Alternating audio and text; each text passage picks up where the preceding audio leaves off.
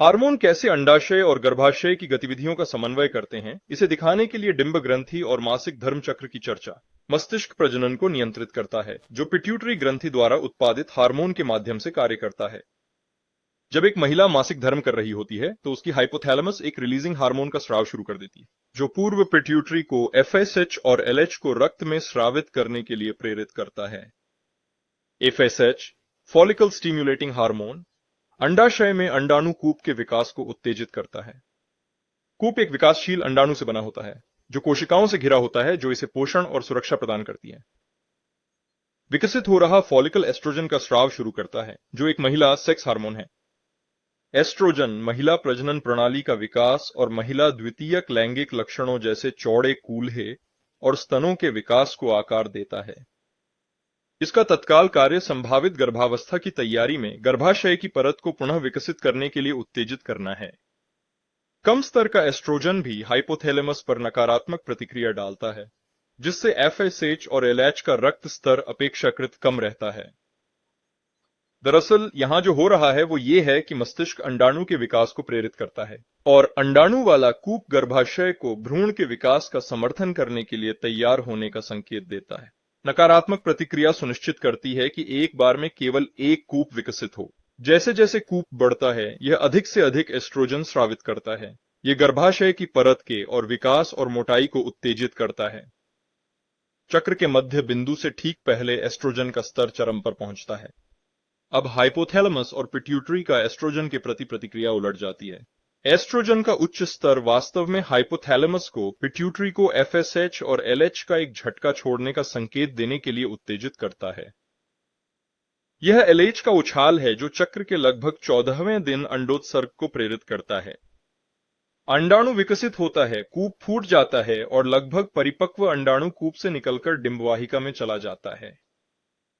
LH या luteinizing hormone भी फटे हुए कूप को एक ग्रंथ्यात्मक संरचना में विकसित होने का कारण बनता है, जिसे कॉर्पस ल्यूटियम कहा जाता है। अंडोत्सर्ग के बाद कॉर्पस ल्यूटियम एस्ट्रोजन और दूसरी महिला हार्मोन, जिसे प्रोजेस्टेरोन कहते हैं, के बढ़ते मात्रा का स्राव करता रहता है। दोनों हार्मोन संभावित गर्भावस्था के लिए गर्भाशय की परत को और मोटा बनाने में योगदान करते हैं। एस्ट्रोजन और प्रोजेस्टेरोन भी हाइपोथैलेमस और पिट्यूटरी पर नकारात्मक प्रतिक्रिया करते हैं, जिससे FSH और LH स्राव को दबाया जाता है। यह ओव्यूलेशन के बाद अतिरिक्त कूपों को विकसित होने से रोकता है। हम ओव्यूलेशन और इसके बाद की घटनाओं को इस तरह से संक्षेप में बता सकते हैं। जब कूप लगभग परिपक्व हो जाता है, तब यह ओव्यूलेशन को ट्रिगर करने के लिए हाइपोथैलेमस को संकेत देता है।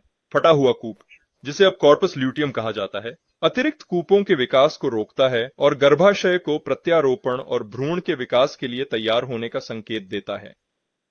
आगे क्या होता है, यह इस पर निर्भर करता है कि अंडाणु निषेचित हुआ है या नहीं। यदि अंडाणु निषेचित नहीं होता है, तो कॉर्पस ल्यूटियम का जीवन काल छोटा होता है। अंडोत्सर्जन के बाद LH का दमन कॉर्पस ल्यूटेम को खत्म कर देता है। जैसे ही कॉर्पस ल्यूटियम का एस्ट्रोजन और प्रोजेस्टेरोन का उत्पादन कम होता है, दो परिवर्तन होते हैं। गर्भाशय की परत खाल उतरने लगती है, मासिक धर्म की अवधि की शुरुआत और अगले चक्र की शुरुआत।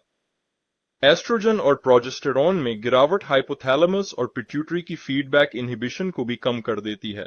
यह FSH और LH का स्राव उत्तेजित करता है, जो एक नए कूप के विकास को प्रोत्साहित करता है। तो यदि निषेचन नहीं होता है, तो कूपिका पिंड क्षीण हो जाता है। इसके हार्मोन्स के बिना गर्भाशय की परत टूट जाती है और एक नया कूप बढ़ने लगता है। यदि अंडाणु निषेचित होता है, तो यह विकसित होने लगता है और गर्भाशय की दीवार में प्रत्यारोपित हो जाता है। भ्रूण एक हार्मोन का स्राव करता है, जिसे मानव कोरियोनिक गोनाडोट्रोपिन, संक्षेप में HCG कहा जाता है। HCG LH की तरह काम करता है ताकि कॉर्पस ल्यूटियम एस्ट्रोजन और प्रोजेस्टेरोन का स्राव जारी रख सके। बाद में यह कार्य अपरा संभाल लेती है। प्रोजेस्टेरोन और एस्ट्रोजन गर्भाशय की परत को बनाए रखते हैं और किसी भी और कूप के विकास को दबाते हैं। वास्तव में भ्रूण संकेत देता है कि कॉर्पस ल्यूटियम रुके रहे, गर्भाशय को भ्रूण के विकास के लिए बनाए रखे और मासिक चक्र को रोक दे।